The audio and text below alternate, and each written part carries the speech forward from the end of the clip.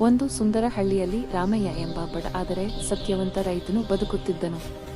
ಅವನಿಗೆ ದೊಡ್ಡ ಜಮೀನು ಇರಲಿಲ್ಲ, ಹೆಚ್ಚಿನ ಹಣವೂ ಇರಲಿಲ್ಲ.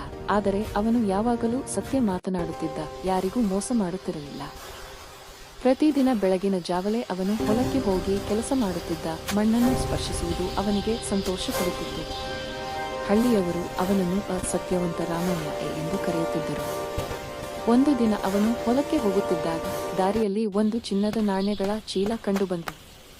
ಅದರಿಂದ ಅವನು ತುಂಬಾ ಕೆಲಸ ಮಾಡಿಸಿಕೊಳ್ಳಬಹುದು ಎಂದು ಕ್ಷಣಕ್ಕೆ ಯೋಚಿಸಿದ.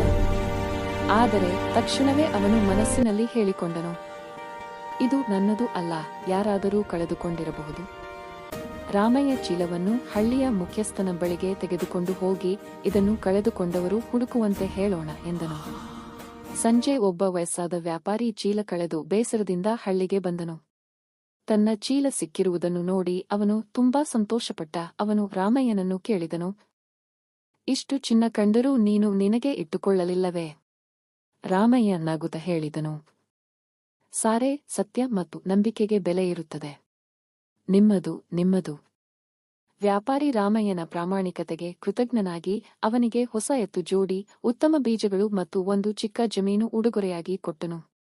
ಆ ದಿನದಿಂದ ರಾಮಯ್ಯನ ಕುಟುಂಬಕ್ಕೆ ಸಮೃದ್ಧಿ ಬಂದರೂ ಅವನು ಎಂದಿನಂತೆ ಸರಳ ಮತ್ತು ಸತ್ಯವಂತನಾಗಿಯೇ ಉಳಿದನು.